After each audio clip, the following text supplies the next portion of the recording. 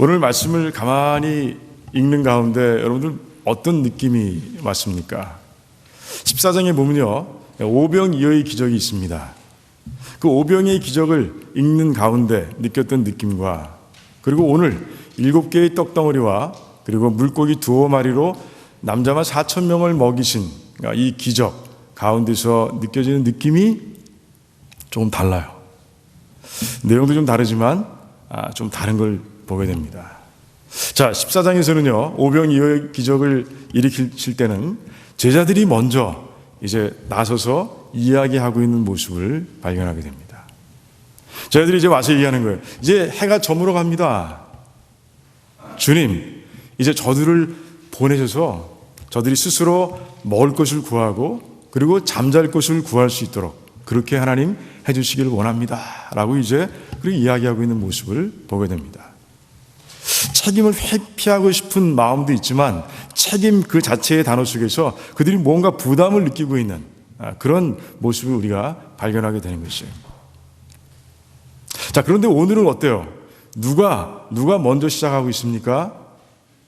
예수님이 시작하고 있어요. 제자들은 잠잠합니다. 벌써 사흘이 지났다고 돼 있어요. 그런데도 불구하고 제자들은 지금 잠잠합니다. 예수님께서 먼저 말씀하심으로 인해서 이 기적이 시작되고 있는 모습을 말씀 가운데 보게 되는 거예요. 먼저 예수님께서 어떻게 하셨어요? 제자들을 불러 모으셨다라고 돼 있어요. 이 말씀 속에서 제자들의 태도를 발견할 수 있는 거예요. 불러 모으셨어요. 그러니까 지금 주님 곁에 계시질 않아요. 주님께서 사흘 동안 열심히 고치시고 열심히 가르치시고 그 이방인들을 향해서 열심히 사역을 펼치고 계신데 그들이 주님 곁에 계시지 않습니다. 있지 않아요. 예수님께서 불러 모으시는 거예요. 이야기를 전하기 위해서 불러 모으시는 모습을 보게 됩니다. 그 모습 속에서 주님의 사역에 관심이 없는 그런 제자들의 모습을 우리가 볼 수 있는 거예요. 참 묘합니다. 그리고 예수님께서 이제 질문을 하시는데 그 대화 가운데서 제자들의 그 불편한 마음, 뭔가 좀 이 비틀어져 있는 마음을 우리가 읽을 수 있어요. 여러분 한번 33절과 34절을 눈으로 한번 읽어보시기 바랍니다. 제자들이 좀 빈정거리는 마음들이 읽혀집니까? 자, 오늘 말씀 보세요. 자, 예수님께서 이제 저희들이 사흘이 있었는데 이제 먹을 것이 거의 떨어졌다. 이제 저들을 이 길에서 보내면 저희들이 가다가 기진에 쓰러질까 염려된다. 내가 저희들을 불쌍히 여긴다라고 하나님께서 말씀하셨어요. 그런데 이제 제자들은 뭐라고 대답합니까? 33절에 보니까 광야에 있어. 아니, 광야에 있는 건 누가 몰라요? 주님도 알아요. 그런데 어떤 마음이에요 지금? 이 말을 함으로 인해서 주님이 이 광야입니다. 광야, 여기가. 도대체 이 광야에서 우리가 어떻게 먹을 것을 얻을 수 있겠습니까? 그게 말이 되십니까? 지금 그런 얘기를 하고 있는 거예요. 주님도 다 알아요. 광야인 건 누가 모르겠어요. 자, 그 다음에 우리가 어디서 이런 무리. 자, 이거 어떤 생각이 듭니까? 예수님께서는 뭐라고 그러셨어요? 이 이방인들의 무리들을 뭐라고 그러셨어요? 내가 불쌍히 여긴다라고 그랬어요. 내가 이들을 긍휼히 여긴다. 내가 그들을 향해서 컴패션을 가지고 있다라고 말씀하세요. 그런 무리들, 주님께서 귀하게 보고 계신 무리들을 이들은 뭐라고 그래요? 이런 무리들이라고 얘기하고 있는 거예요. 참 묘합니다. 아주 예수님과의 대화가 지금 뭔가 비틀어져 가고 있는 모습을 우리가 보게 되는 것이에요. 그 다음에 무리의 배부를 만큼 떡을 어디서 얻겠습니까? 라고 얘기합니다. 예수님께서 배부를 만큼 주라고 그러셨어요? 그런 말씀 안 하셨어요. 예수님의 말씀을 뻥튀기 함으로 인해 가지고 예수님의 말씀은 지금 할 수 없다, 우리가 하기 불가능한 것이라는 것을 아주 분명하게 얘기하면서 불만을 은근히 내비치고 있는 거예요. 주님은 배부를 만큼 그렇게 먹이라고 하신 적 없어요. 자, 그리고 나서 예수님께서 참으시면서 묻습니다. 도대체 떡이 몇 개나 있느냐라고 물어보세요. 그때 자, 제자들이 하는 대답을 한번 들어보세요. 7개와 작은 생선 2마리가 있나이다. 이렇게 얘기하고 있어요. 자, 7개 오케이. 2마리. 아니 뭐 생선이 2마리면 세기가 어렵습니까? 얼마나 많아서 1마리 아니면 2마리 아니면 3마리 하면 되잖아요. 그런데 지금 2마리. 확인도 하지 않고 굉장히 성의 없이 주님께 대답하고 있는 제자들의 모습을 우리가 보게 되는 거예요. 자, 거기다가 이 대답하는 가운데서 자, 마스터, 로드, 라바이 이런 선생님을 존칭하는 그런 존칭어들이 붙어 있습니까? 전혀 없어요. 지금 예수님을 존경하지 않는 거예요. 지금 불만투성인 거예요. 비아냥거리고 있는 거예요. 그런 가운데서 지금 이 말씀을 읽는 저희들도 불편해야 돼요. 불편했어요? 불편해야 됩니다. 제자들이 왜 이러는 거야 도대체? 예수님을 지금까지 2년 동안이나 따라다녔는데 도대체 제자들이 왜 이러고 있는 거야? 우리는 의문을 가져야 되는 거예요. 자, 왜 그럴까요? 도대체 왜 그러는 거예요? 지난번에 제가 말씀을 시작하면서 지난주에 여기가 어딘가가 굉장히 중요하다고 말씀드렸어요. 제자들의 태도를 푸는데도요, 여기가 어딘가가 굉장히 중요한 거예요. 여기가 어디예요? 네, 대가볼리에 있는 그 호숫가라고 얘기하고 있습니다. 이방인들이 사는 지역이에요. 이방인들의 지역이에요. 지금 제자들은요, 이 이방인의 지역에서 이방인들을 상대로 해서 사역하고 있는 예수님이 불편한 거예요. 자기도 여기 있는 게 불편한 거예요. 예수님께서 그 가나안 여인이 찾아왔을 때 자기 귀신 들린 딸을 고쳐달라고 그걸 요구했던 그 여인에게 이제 유대인들은 자녀라고 얘기하고요, 이방인들은 개라고 얘기하는 그런 모습, 그 비유를 우리가 보았습니다. 바로 이거예요. 예수님께서는 그 비유를 통해서 예수님과 그리고 유대인들과 이방인들의 관계를 아주 분명하게 표현해 주신 거예요. 개들 속에 섞여서 지금 이 유대인인 제자들이 지금 너무너무 불편한 거예요. 불편한 거예요. 도대체 언제부터 그랬을까? 성경 곳곳을 찾아보면 그래요. 유대인들과 그리고 이 이방인들 간의 불편한 관계들이 곳곳에 나와 있는 것을 보게 됩니다. 이걸 알아야 오늘 말씀이 그리고 오늘 말씀에서 주시는 교훈이 더 분명하게, 더 감동적으로 우리 마음속에 옵니다. 자, 유대인들과 이방인들의 관계가 어땠을까요? 구약에서는 어땠을까요? 여러분들 그 두 어떤 집안끼리의, 어떤 종족끼리의, 인종 간의, 그리고 나라 간의 관계를 보기 위해서는 결혼을 보면 돼요. 결혼을 할 수 있게 허락해 주느냐 마느냐. 여러분 그 로미오와 줄리엣 읽어보셨어요? 영화는 보셨죠? 읽어보시지 않았더라도 그 로미오와 줄리엣의 사랑이 결국 비극으로 끝나고 마는 이유가 뭡니까? 아세요? 두 가문이 원수지간인 거예요. 줄리엣이 속한 가문이 캐플렛가예요. 그리고 로미오가 속해 있는 가문이 몬테규가입니다. 그 두 집안은 섞일 수가 없어. 서로 원수야. 그러다 보니 서로 간에 결혼하는 게 허락되어 있지 않는 거예요. 마찬가지예요. 결혼 관계를 보면, 결혼할 수 있느냐 없느냐 이걸 보면 가문 간의, 인종 간의, 나라 간의 관계를 볼 수 있는 거예요. 자, 그런데 유대인과 이방인들은요 철저하게 결혼이 차단되어 있는 거예요. 누가 그러셨어요? 하나님 명령하였어요. 하나님 명령하였어요. 이방인들과 통혼하지 말라라고 분명히 말씀하시는 거예요. 그래서 이제 2세들이 그 요단강을 건너서 가나안 땅에 들어가기 바로 직전 그들을 향해서 명설교를 했던 그 모세, 정말 말씀을 지키라, 말씀을 지켜 생명을 얻으라 라고 간절하게 선포했던 그 모세가 7장에서 하나님의 이 명령을 다시 한번 리마인드하고 있는 거예요. 그들의 딸들로 너희들의 며느리를 삼지 말고 너희들의 딸들로 저들에게 며느리를 주지 말라. 하나님께서 하신 명령을 모세는 반복해서 얘기하고 있는 모습을 보게 됩니다. 그래요. 유대인들과 이방인들 사이는요 이렇게 골이 있는 거예요. 왜 그러셨어요? 이방인들이 혹시라도 결혼해서 이스라엘 땅에 들어왔을 때 그들이 우상을 가지고 와서 그 거룩한 백성들의 거룩한 영혼을 망칠 수 있다는 거예요. 그렇기 때문에 통혼하지 말라라고 하나님께서 분명히 말씀하셨어요. 이 말씀이 아주 절절하게 적용되고 있는 그런 말씀이 있어요. 여러분 에스라서 9장과 10장을 보면요 이런 내용이에요. 에스라가 이제 돌아와서 예루살렘에 돌아와서 이제 보니 포로에서 돌아온 백성들 가운데서 이방인들과 결혼한 사람들이 있는 거예요. 그리고 자녀들도 낳고 그렇게 살아가는 사람들을 본 거예요. 그리고 얘기를 들은 거예요. 그 가운데 제사장들까지 속해 있는 거예요. 나라의 리더라고 할 수 있는, 하나님께서 정말 하나님의 그 모든 것을 감당하도록 거룩하게 구분하신 그 레위인들 가운데서도 그런 사람들이 있어요. 그 소식을 듣고요, 에스라는 엎드러져서 속옷과 겉옷을 찢어버리고 하나님 앞에 엎드려서 회개하는 모습을 보게 됩니다. 간절하게 눈물로 회개하는 그 에스라의 모습을 봅니다. 그 회개가 끝난 후에 이제 그와 마음을 같이 하는 백성들과 함께 이제 온 백성들을 불러 모읍니다. 그러고서 선포하는 거예요. 너희들 가운데서 혹시 이방 여인과 결혼해서 살고 있는 자들, 그리고 그들과의 사이에서 자녀를 낳은 자들이 있느냐? 이제 이 앞에서 서원하라. 하나님께 앞에서 서약하라. 그 아내와 그 자녀들 자기 나라로, 그들의 나라로 보내겠다고 서약하라. 이렇게 명령하는 거예요.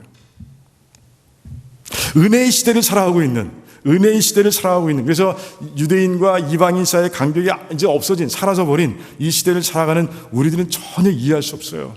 이해할 수 없잖아요. 그거 어떻게 이해해요? 아니, 이제 짧은 기간이든 긴 기간이든 같이 살았어요. 살을 맞대며 살았습니다.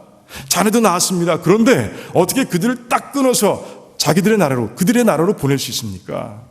그건 하나님의 법이라고 그래도 인정이 없는 거잖아요. 이건 이해할 수 없는 일이잖아요. 그런데 그 자리에 나왔던 대부분의 사람들이 이제 하나님 앞에서 서약하는 거예요. 그게 하나님의 법이기에, 하나님께 통혼하지 말라고 하셨기에 잘라내버리는, 아픔 가운데서도 잘라내버리는 그들의 모습을 에스라 9장 10장에서 우리가 보는 거예요. 자, 얼마나 골이 있는지, 그 유대인들과 그리고 이방인들 사이에 건널 수 없는 골이 있는, 그 깊은 골이 있는 것을 이제 말씀 가운데서 우리가 발견하게 되는 거예요. 자, 은혜의 시대는 어떠냐? 그러면 사도들은 잘 따랐느냐? 그렇지 않았어요. 그 유대인들과 이방인들 사이에 그 오랜 세월을 거쳐서 그들의 삶 가운데 정착돼 버린 그 불편함, 어느 정도까지 계속 지속되는 모습을 보게 되는 거예요. 주님으로부터 사랑을 배운 자들, 주님으로부터 이방인을 향한 사랑을 배우고 본 자들도 그런 거예요. 자, 베드로의 예를 들어볼까요? 자, 이제 하나님께서 베드로를 이방인 고넬료의 집에 보내려고 하십니다. 그때 미리 준비하시는 거예요. 왜? 가라고 하면 가겠어요? 이방인의 집에 들어가서 복음을 전하라고 하면 못하는 거예요. 아직도 주님께서 보이셨음에도 불구하고 베드로의 마음에는 아직 거기까지는 가 있지 않아요. 그래서 하나님께서 이제 이상 가운데 꿈속에서 똑같은 사건을 3번 경험하게 하십니다. 하늘에서 그릇이 내려오는데 그 그릇 안에 부정한 것들이 잔뜩 들어있는 것이에요.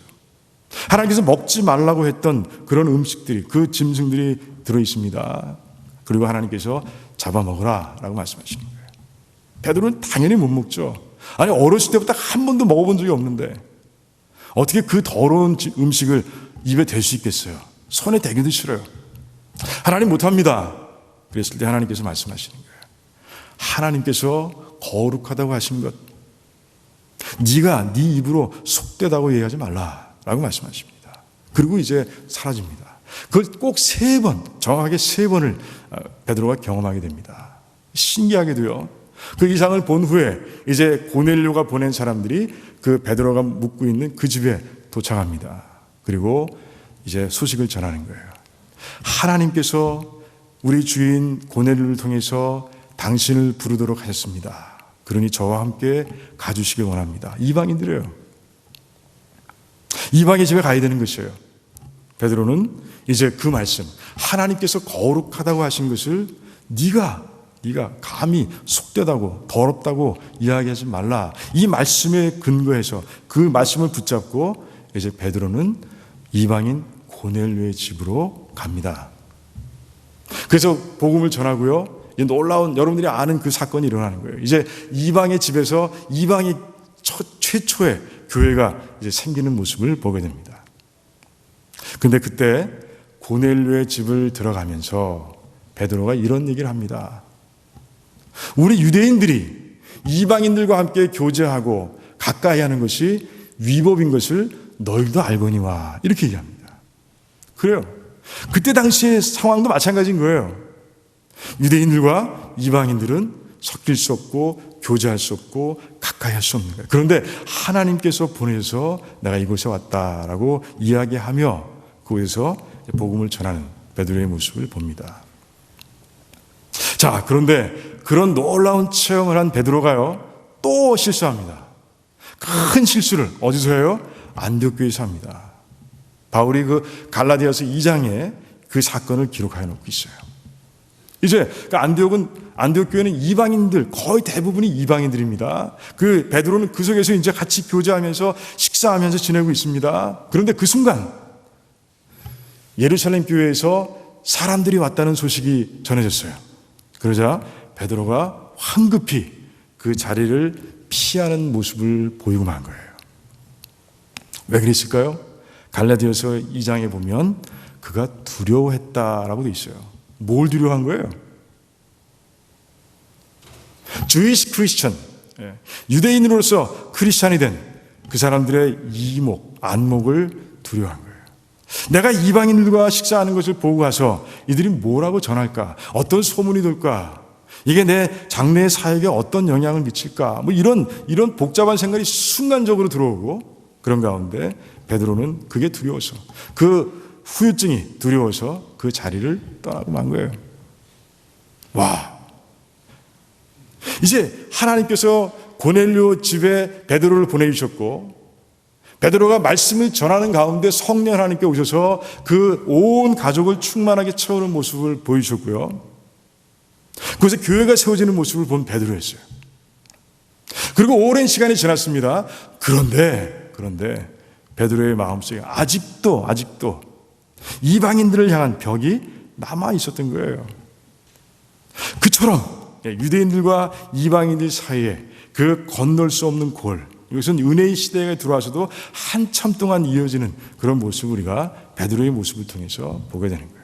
베드로도 그랬는데 그 나머지 사람들은 어떻게 되겠어요? 수제자라고 하는, 주님으로부터 정말 온 천하를 다니면서 모든 족속에게 가서 복음을 전하라고 위임 명령을 받았던 그런 베드로도 지금 이런 모양인데 다른 사람들은 어땠을까 하는 생각을 해보게 되는 거예요. 자, 그런데 그런 관계에 있는데 지금 제자들이 6개월 동안을 어딜 다녔어요? 시돈을 거쳐 두로로 갔다가 데가볼리 지방으로 오는데 몇 개월 걸렸다고요? 지난주에 말씀드렸죠? 거의 6개월이 걸렸어요. 이방인의 지역에서만 주님 따라다니면서 6개월을 보낸 거예요. 그러니 그들의 마음이 얼마나 불편했을까 하는 생각을 해보게 되는 거예요. 우리는 이제 이 이방 지역에서의 여행이 여기서 끝나는 걸 알고 있지만 제 아들은 몰라요. 오늘 와보니까 4,000명, 남자만 4,000명이 와서 지금 예수님을 바라보고 있는 거예요. 야, 답답합니다. 여행은 언제 끝날지 모르고 이들과 함께 또 사흘 동안을 지냈어요. 그러니 얼마나 마음이 불편했겠어요. 지금 그들의 불평과 불만이 클라이맥스에 와 있는 거예요. 그런 가운데 예수님과의 대화가 지금 많이 비틀어져 있고 비아냥거리는 그런 모습을 우리가 이제 이해할 수 있게 되는 거예요. 자, 이 정도 되면 제 아들의 태도를 미리 아셨을 거 아니에요. 중심을 보시는 하나님, 주님 아셨으면 그냥 제자들은 차라리 그냥 놔두고 주님께서 그 이방인들을 통해서 지금 기적을 일으킬 수도 있어요. 왜 못하시겠어요? 주님이신데. 이방인들 이 4,000명이나 모여있으니까 아니 떡 7개, 물고기 2마리가 안 나오겠어요? 그 사이에서? 아무리 떨어졌다 해도? 무리들에게 부탁하면 음식이 어느 정도 왔을 거예요. 아니 그게 떡 한 덩어리고 물고기 한 마리였어도 주님께서는 그들을 다 먹일 수 있었을 거예요. 그 음식을 가지고 축사하시고 이제 그 무리들 가운데서, 그 이방인들 무리들 가운데서 이제 그 서브할 사람들을 세우고 더 많이 세우고 12명이 아니라 더 많이 세우고 그들을 통해서 음식을 나눠줬다면 더 빨리 많은 사람들이 배불리 먹었을 수도 있어요. 그런데 주님은 그렇게 하시지 않았어요. 제자들 불러 모으십니다. 전혀 관심이 없고 전혀 침묵하고 있는 제자들, 입이 이만큼 나와 있는 제자들, 그들을 불러 모으시고 대화하시는 거예요. 대화의 핵심은 뭐예요? 내가 저 무리를 불쌍히 여긴다. 내가 이 이방인들도 불쌍히 여긴다. 내가 이 이방인들도 사랑한다. 내가 이 이방인들도 구원하길 원한다. 주님께서는 제자들에게 아주 강한 메시지를 전해주신 거예요. 그런데 제자들은 듣지 못하는 거죠. 듣지 못하고 있어요. 하지만 그럼에도 불구하고 주님은 제자들에게서 음식을 받습니다. 너희들이 주라. 14장의 말씀입니다. 똑같아요. 그들을 그 사랑을 베푸는, 이방인들에게 사랑을 베풀고 이방인들에게 천국을 복음하는 그 자리에서 일하도록, 동역하도록 주님께서는 그들을 초대하고 있습니다. 그리고 그들을 통해서 음식을 나눠주는 그런 모습을 우리는 보게 되는 것이에요. 자, 이 속에서 우리는 귀한 영적인 교훈을 하나 발견하게 되는 것이에요. 무엇입니까? 이게 뭐예요? 신앙인이라면 불편한 사람도 사랑하라라는 것이에요.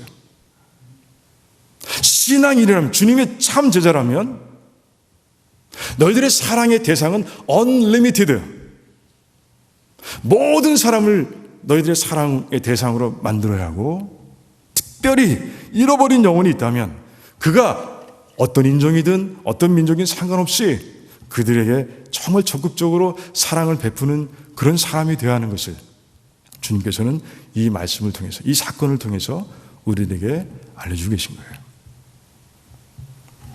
1973년 미국의 그 역사를 바꿔놓은, 법의 역사, 헌법의 역사를 바꿔놓은 그 놀라운 사건이 일어납니다. 1970년 한 여인이요, 제인 로라는 그런 가명을 가지고 자기가 살고 있는 텍사스 법원에 난 낙태하고 싶습니다. 낙태를 허락해 주세요. 라고 이제 뭐라 그럴까요? 그 소송을 넣습니다.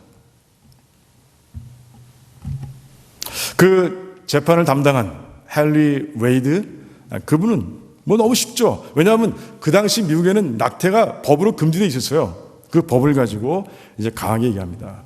안 된다. 패소했어요.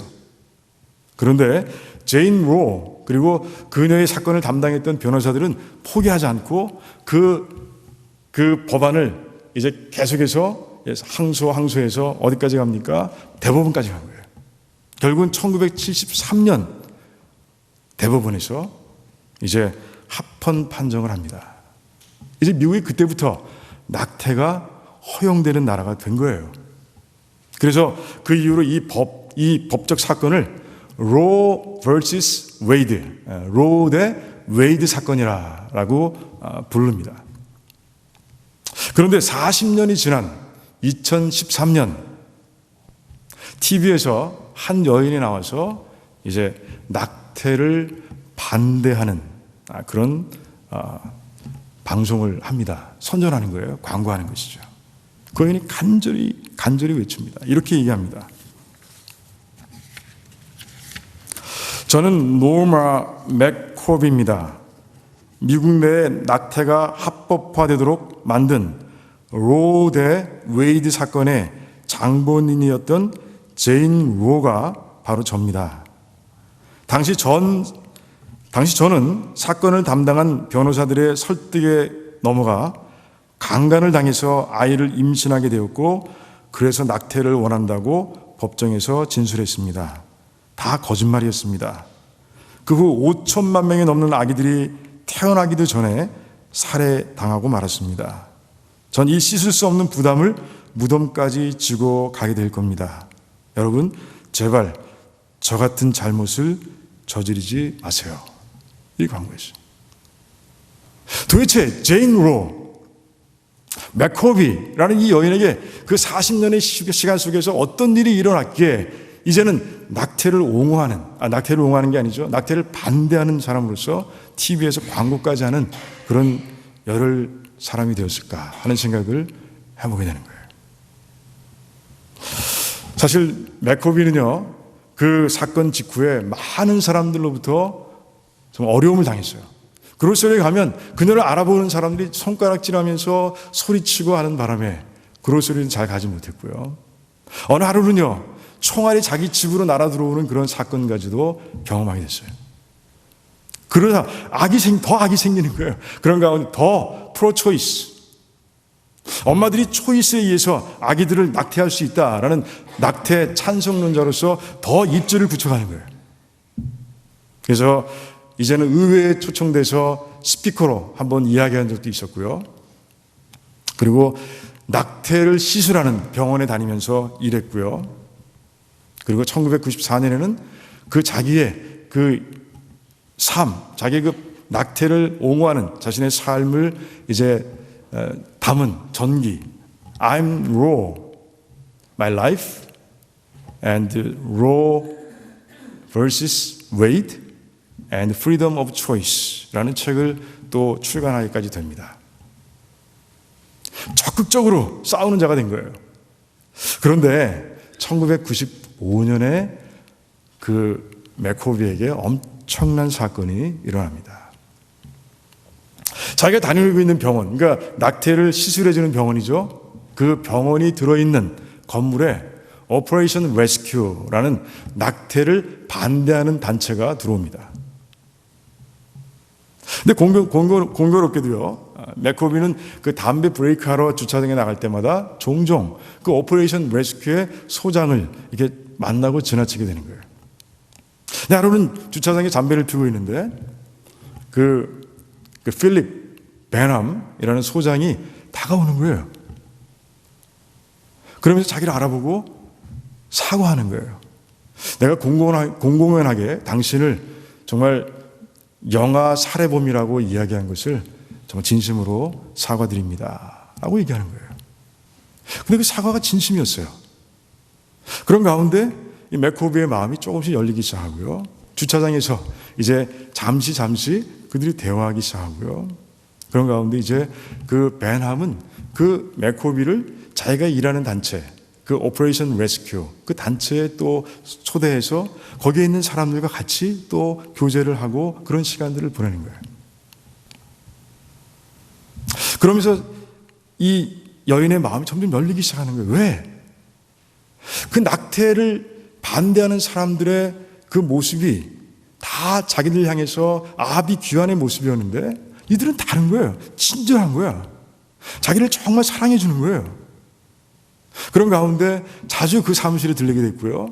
그러면서 뭔가 좀 이 변화가 생기기 시작했어요. 그러던 어느 날 이제 그 오퍼레이션 레스큐의 한 그 멤버인 한 딸, 7살짜리 딸이 이제 그녀를 자기 교회에 초청을 합니다. 어떻게 만났는지 모르겠지만 초청합니다. 그리고 한번 가겠다고 또 승낙을 해요. 근데 그 소식을 들은 교회에서 난리가 났어요. 아니 어떻게 낙태를 찬성하는 자를 우리 교회에 부르냐? 또 그 여자의 과거 전력을 봐라. 술, 마약, 난잡한 성관계. 안 된다, 오면 안 된다. 우리 교회가 욕먹을 수 있다. 이런 사람들이 생긴 거예요. 그때 교회 지도자들이 적극적으로 나서서 그 불평하는 사람들을 찾아다니면서 이야기하기 시작했어요. 설득하기 시작했어요. 주님께서 복음서를 보면 주님께서 세리와 죄인과 창기들을 찾아다니시면서 그들에게 사랑을 베푸셨고 그 구원하기 위해서 노력하신 거 우리가 보지 않았습니까? 우리가 구원받기 전엔 저 여인과 다를 바가 없지 않았습니까? 그 맥코비가 정말 그들을 통해서 교회에 나오게 된 것도 하나님의 섭리라고 우리 믿고요. 정말 그녀를 정말 사랑으로 섬기시다 설득하는 거예요. 근데 이제 모든 사람들의 마음이 그래서 하나가 됐어요. 그냥 왔어요. 정말 적극적으로 그리고 정말 친절하게 사랑을 베풀었어요. 그리고 그 한 번으로 끝나지 않고요. 계속 초대했고 그리고 교제했고 그런 가운데 이제 맥코비의 마음이 열리기 시작했어요. 주님을 향해서. 그리고 그 해 1995년 그녀는 침례를 받고 그리고 크리스찬이 됩니다. 그리고 그녀는요 삶이 바뀌는 거예요. 생명을 향한 하나님의 마음을 읽기 시작했어요. 하나님께 주신 생명을 인간이 마음대로 할 수는 없는 거구나. 이런 깨달음 속에서 그녀는 회개했고요. 그 회개한 후에 그녀는 일어나서 이제 아까 TV 광고에 말씀드렸던 것처럼 이제 정말 전국을 다니면서 이제 낙태를 반대하는 그런 사람으로 바뀌고 만 거예요. 만약에 그 오퍼레이션 레스큐 소장 벤함이 사과하지 않고 자기와 의견이 다르다는 이유로 냉대했다면, 그녀를 냉대했다면 이런 일이 일어날 수 없어요. 벤함이 그녀의 손을 붙들고 이제 단체로 와서 이제 사람들에게 소개했을 때 왜 이러냐고, 이 여자는 여기에 올 수도 없는 존재라고 문전박대했으면 이런 일이 일어날 수 없는 거예요. 만약에 교회 반대론자들이 더 많아져서 교회에 그녀가 발을 들여놓을 수 없었고 정말 크리스찬의 사랑을 받을 수 없었다면 맥코비는 그렇게 변화될 수 없었어요. 맥코비의 변화는요, 전적으로 추후 크리스찬들의 사랑이었어요. 그 추후 크리스찬들의 사랑을 통해서 주님께서는 그런 기적을 이루어내신 거예요. 그래요. 오늘 말씀을 듣는 가운데 여러분들의 마음속에 혹시라도 내가 만들어 놓은 이방인들이 떠올랐을지 몰라요. 나와 의견이 다르다는 이유로, 나에게 상처를 줬다는 이유로, 내가 상처를 줬다는 이유로 부담스러워서, 내가 어릴 때부터 갖고 있던 선입관 때문에 그렇게 이방인의 딱지를 붙여서 대면하거나 아니면 아예 상종하지 않거나 하는 사람들이 우리의 마음속에서 그 이름들이 떠올랐을지 몰라요. 그래요. 주님께서는 그런 모습을 원하시지 않으세요. 주님께서는요, 정말 그 불편한 사람들에게까지 가서 unlimited한 사랑을 그들에게 붓기를 원하시는 분이 바로 주님이신 거예요.